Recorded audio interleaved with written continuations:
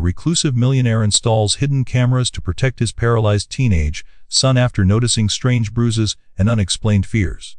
He expects to catch an intruder or a negligent caretaker, but what he discovers is far more shocking and life-changing. The footage reveals a quiet maid whose actions blur the lines between heartbreak, sacrifice, and unexpected heroism. What he witnesses forces him to confront his own failures as a father, and finally see the truth he had been blind to for years. Before we begin this emotional story, where are you watching from today? And if you love stories that honor silent heroes and unseen acts of love, please subscribe so you never miss one. He didn't expect to scream, not after years of holding himself together like stone. But when the millionaire father watched the footage on his laptop, his voice broke with a raw, trembling fury.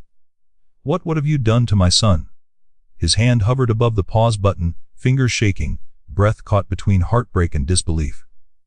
On the screen, his paralyzed boy lay helpless in his chair, while the maid leaned over him, doing something that made the father's world tilt violently.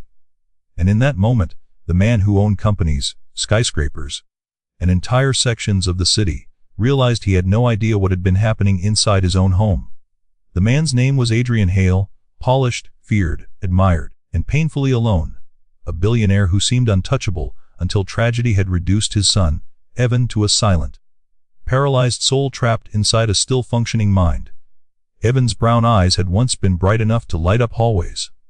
Now they stared softly at the world, unable to move, unable to speak. People respected Adrian, but they pitied Evan. They whispered that a man like Adrian, strategic, brilliant, incapable of expressing softness, could never be the father a disabled child needed. He never corrected them. He never explained the guilt carving into his chest. And when he noticed his son flinch around the maid, when he saw new bruises on the boy's thin arms, when the boy's heart monitor spiked every time someone entered the room, Adrian Hale did the only thing he knew. He installed hidden cameras everywhere. He was determined to catch whoever was hurting his son. But he was not prepared for what he would find. Adrian had not always been emotional granite. Once, he was the kind of father who got on his knees to assemble toy trains, who sat through preschool recitals, filming every second like they were priceless artifacts. His wife Marissa used to tease him, "You're too soft with him, Adrian. He'll grow up thinking the world is gentle." And Adrian would smile, tightening his arms around his boy. But everything changed the night their car hydroplaned on the wet mountain road. Adrian had been driving. The rain blurred the windshield, and he'd been too exhausted to react fast enough when the truck veered into their lane. The crash killed Marissa instantly. It paralyzed Evan, and it tore Adrian's heart into pieces that never fit back together. The doctors said Evan could think, feel, understand, but he couldn't move or speak. Locked-in syndrome, they called it. A term too gentle for something so cruel. Adrian tried to be present, but grief swallowed him. He buried himself in work, telling himself he needed money to fund treatments, therapies, research. But deep down, he knew the truth. He was hiding from his son's pain he had caused. Every breath Evan took reminded Adrian of the accident he couldn't undo. So when the new maid Lena started working in the house, Adrian convinced himself she would help bridge the gap. She seemed gentle enough, quiet, polite, young, perhaps too young, but eager to work. Then the bruises appeared. Then the fear. Then the flinches. And Adrian Hale, the man who could buy anything, realized he couldn't buy trust, only truth.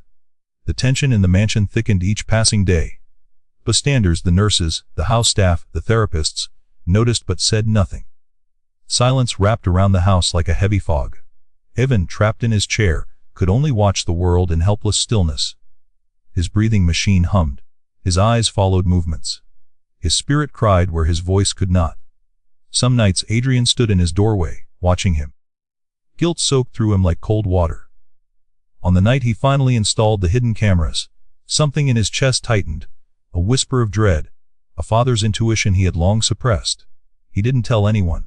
He just waited. The cameras blinked silently from their hiding places. And the next morning, Adrian sat at his desk, rewinding footage with a trembling finger. What he saw made his stomach ice over. The footage began with the ordinary movements of the household, nurses adjusting equipment, cleaners dusting shelves, sunlight shifting across the floor. Then Lena entered. She moved quietly, her posture slightly curved, her expression unreadable. She carried a small bag, not unusual for caretakers, but something about the way she clutched it felt secretive. Adrian leaned forward. Evan lay in his chair by the window, his eyes fixed on the garden he could no longer run through. Lena set down her bag. She closed the door. For a moment, she simply looked at the boy, not with malice, not with boredom, but with an intensity that made Adrian's heart hammer. Then she reached into her bag. Adrian's breath locked. Was she about to hurt him? Inject something, strike him, whisper threats. He froze the frame, zoomed in. Her hand held a small glass bottle, and something in Adrian's chest cracked in fear. The footage resumed. Lena didn't hurt him. She sat beside Evan, placing a hand over her heart, eyes shimmering with grief. "Evan," she whispered, and her voice, though quiet, shook with sincerity.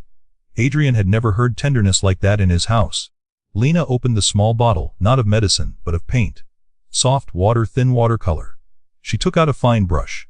Then she lifted Evan's hand, bruised, limp, barely able to curl around her fingers, and she began to paint on his palm, gentle strokes, each one a careful whisper of color. Adrian watched, confused, on the verge of shouting. What was she doing? But then Evan's eyes, dead, hollow eyes he had not seen light in for years, widened, focused, became alive. Lena spoke again, voice trembling. "I know you can hear me. Blink if you want, Blue." Evan blinked, once, soft, certain. Lena exhaled in relief, a kind of relief people feel when prayers are answered. "Okay, Blue, then," she whispered. She dipped the brush and painted a single thin line on his palm, one that made his fingers twitch ever so slightly. Adrian nearly fell out of his chair. His son had moved. It was tiny, fragile, but real. "Again?" Lena whispered. "Blink if you want red." He blinked again, and she painted. Stroke after stroke, not art, but communication. She had found a way to reach him. A way no doctor, no therapist, no $1,000,000 machine had discovered. Through color, through emotion, through gentleness. Adrian pressed a shaking hand to his mouth. He had blamed her. He had suspected her. While she had been saving his son, the more Adrian watched, the more his world broke open. For weeks, Lena had been speaking to Evan as if he were fully conscious. She told him stories. She read him books. She painted tiny shapes on his palms, circles for yes, triangles for no, squares for more. She had created a language with him.